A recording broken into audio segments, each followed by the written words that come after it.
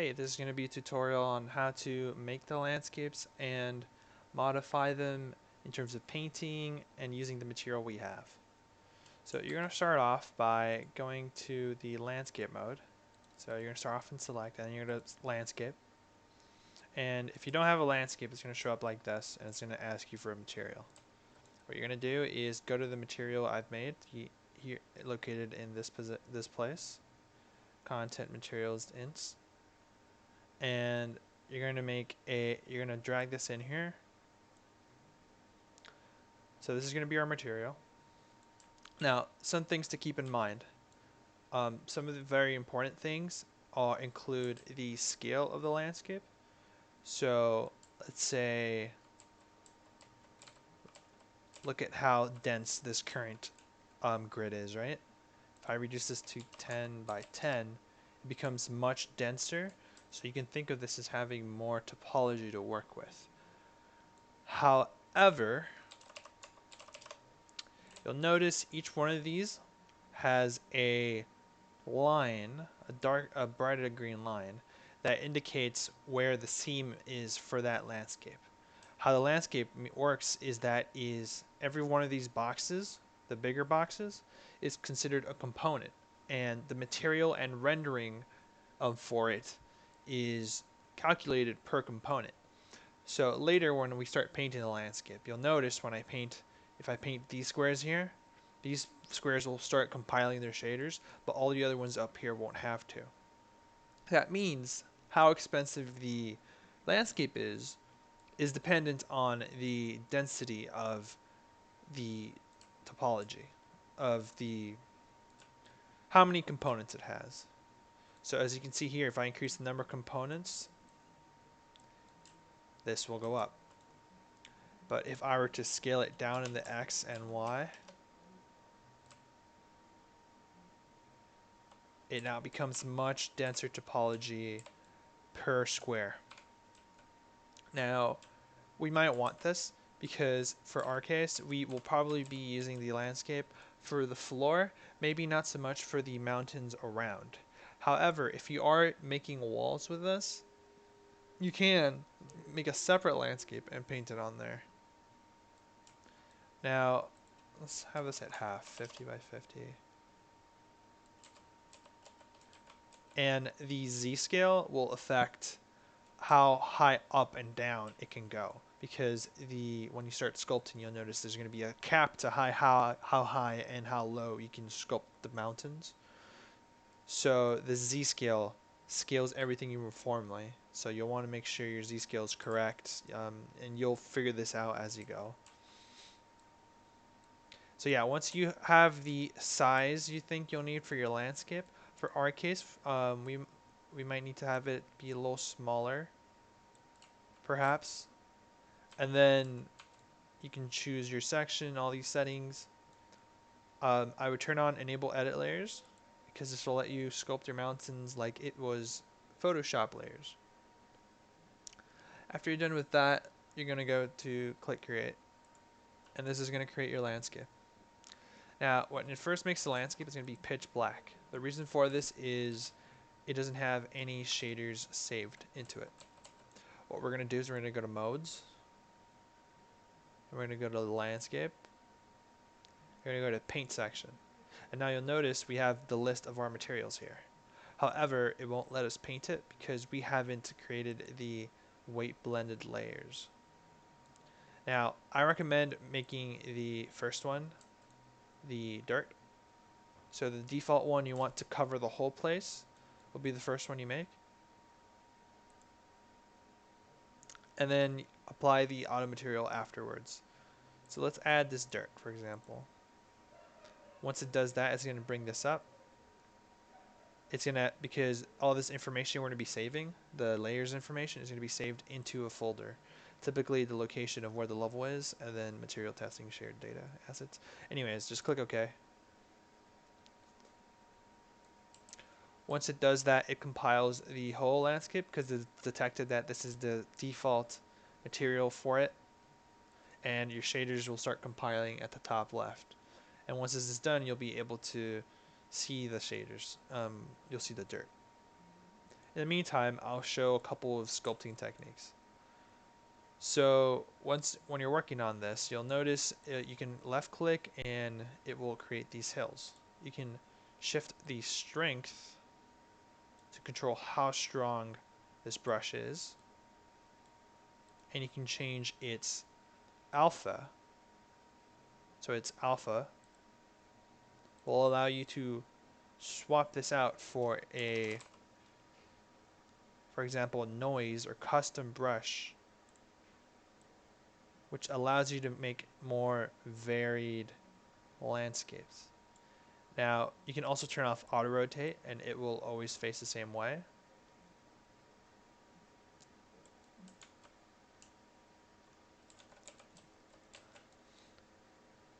You can use the erase to make it go down or flatten it out, sort of. You can use smooth. You can see how here it's too bumpy. If you smooth it out, it will smooth out the detail so it's less bumpy. You can use the flatten tool. The flatten tool, if you start click, it will paint everything to the height of where you first clicked it. So if I click up here and then click and paint, and my strength is at 1, it will flatten everything into a plateau essentially. This might be good for doing levels like this. And then if I were to make my fall off 0, it will become much harsher, as you can see. However, you probably don't want this. As you can see, it creates a lot of distortion with the textures. So let's have a little bit. If you are going to stack them, you want to make sure you have a bit of a fall off, like that. That looks a little better. Now the texture doesn't look as poorly tiled. You have ramp, which is good. If you have ramps, you typically just click the first place and then the last place and then just the width here and how much the sides fall out. And then you just click add ramp and then it makes a ramp. Fairly straightforward. If you go to erosion, it will try to simulate erosion, and there's a bunch of different options here. You can play around with this, hydro erosion. You can play around with all these. The material I've created also has a visibility option. So if you click visibility, what this brush will do is essentially, once the shader is done compiling, it'll cut a hole into the geometry, including the collisions. And while we wait for that, I'm going to show you how to paint. So I'm going to go to the paint layers, and now we've added this as a material, but I'm going to add the snow. And you'll see it gets added here. Now the whole landscape already has a dirt layer, but when I go to the material 04 and I start painting, you'll notice this will have to compile the shaders as well. And while that's compiling, you can see here that the sculpt visibility essentially made this into a hole. And this is how you could create a cave. If you hold shift and paint, it re-reveals the landscape geometry. And it typically will always have this harsh shape because you are, in a sense, just removing polygons. This is per vertex, per vertices, it's not a textured thing. You can play around with the other mirror tools and the fall offs, but just keep in mind, pattern and alpha will be very helpful if you're trying to make specific shapes, or if you're trying to paint this with a non-circular shape to get more convincing results. As you can see over here, there's more noise, more detail. So it all depends on the style you're going for. And now, as you can see, as the shaders finished compiling, our snow has finished compiling on this side of the of the landscape. And as you can see, if I click on here, it lets me paint dirt. If I swap back to snow, it lets me paint this. And this again has a noise tool, a smooth option. So you can paint with this. You can paint using a alpha.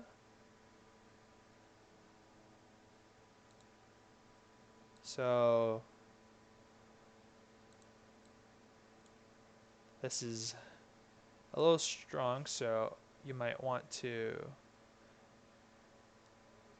change the strength to be a little weaker. Sometimes it gives better results. And this is a square brush, which doesn't work very well for landscape painting.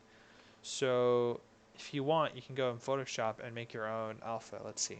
If I type in brush. Nope. That's fine. So you can use a circle brush, but I recommend making your own brushes if you're going to go for more stylized type of paint. And I also recommend having your strength relatively low. It makes you brush more, but it helps you blend the landscapes a little better sometimes.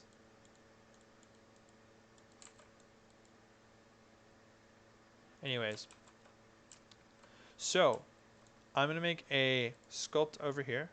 I'm going to swap this back to my circle brush. And I want to show off the auto paint and layers. So right now, all the work we've been working on has been on the default edit layer. If I go and right click here and click create, and I start sculpting with a regular brush,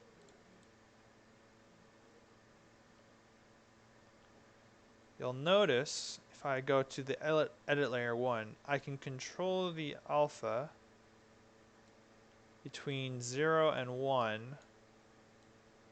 to show how much of this layer we're showing. So this is essentially like opacity in Photoshop. You can turn off the visibility and this disappears. However, when you're painting the landscape, please paint it on the default layer. It works best with the texture paints. Anyways, what we're going to do next is I'm going to show you how to work with the auto material. So if you go to the auto material, if you haven't used it yet, you can wait blend layer. Now I can apply it here, and this will take a bit for it to compile. So we'll just wait. And essentially what this auto material is a material that will automatically try to paint the landscape using these 4 materials.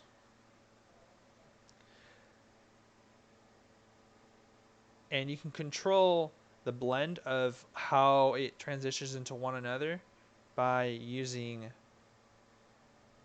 editing the material instance, which you can do so. So as you can see, this is spawned in. And this is optional. It won't appear if you don't want it there. And if you're worried about performance, each of these paint layers, again, is a per component thing, which is why it has to compile each square. So if it's not painted there, then it's not processing the material, which is the same thing as essentially it cuts down on performance. So try not to paint every material with it. Only paint where you think the material is needed. Otherwise, it will cost more. Anyways, as you can see, the auto material starts kicking in wherever I paint now. And this is like its own separate layer, except it paints for you. Now, if you want to tweak how this looks, you can go back to select mode, go to the material instance,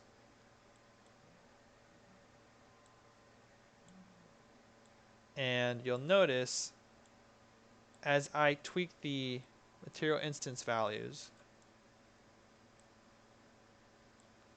these will start to change. So if I go here to the auto material, you'll notice there's a section for bias and sharpness. If I tweak 1 to 0. So let's quickly look at the paint layers again.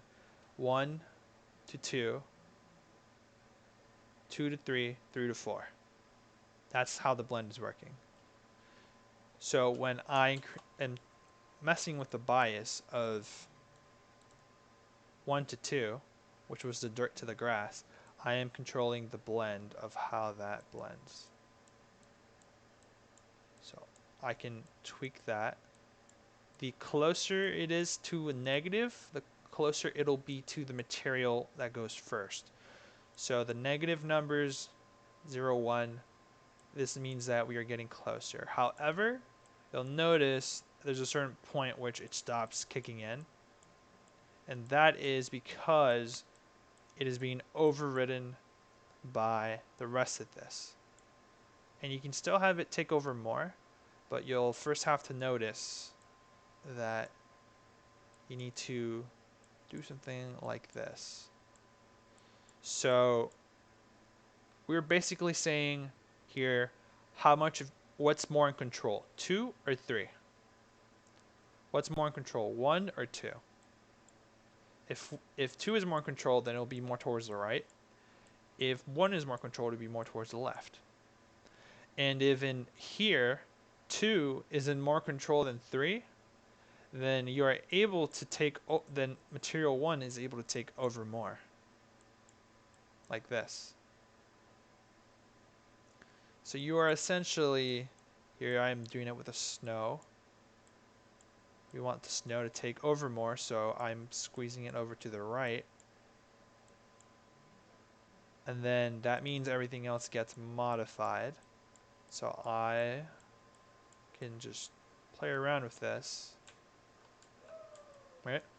And now after you've sort of, you can consider this as your base. However, it does apply to the whole landscape, so you want to make sure it's a base that works well for the whole area you're planning to paint, if you are planning to use the auto material, which is optional. Once you're decided what the settings you're happy with for the defaults, you can go into your landscape painter, and once again, you can override everything that you did in the auto material. So the auto material, if you don't want it to, for example, kick in a certain spot, if you want this to be a little different here, you can paint it. If it looks a little harsh, that means you probably need to play with the strength and or the smooth tool. So you can smooth that out with the smooth tool. You can also go to auto and then smooth that out as well. And it might look a little harsh initially because it's per vertex.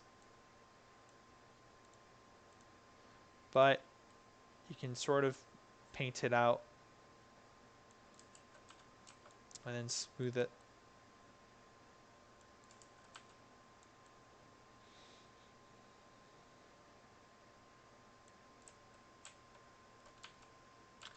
Right now, these are the textures we have.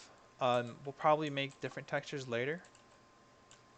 And this landscape material works very similar to the material we have for our regular static meshes, where it has material 1, 2, 3, 4, and it has a bunch of settings like color intensity, height intensity, roughness. Be careful with the height intensity for the tessellation. It will affect the blend of the auto material. And here you can swap out the textures that will go on each level of each material. So we could swap out dirt for sand, for example, if you wanted to. And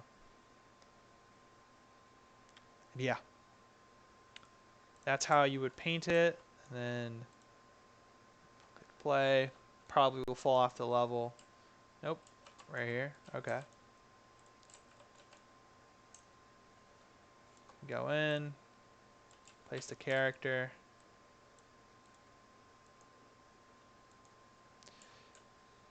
Play around. And you will notice that the landscape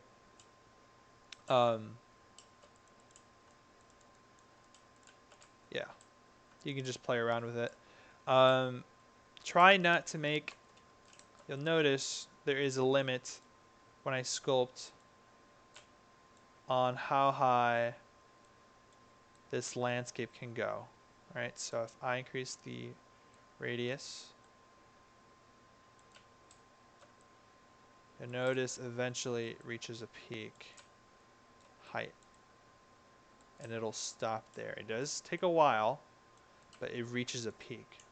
However, if you wanted to, you could go in and scale this into Z, which will increase how far high up this will go, but it will also generally increase the Z for everything.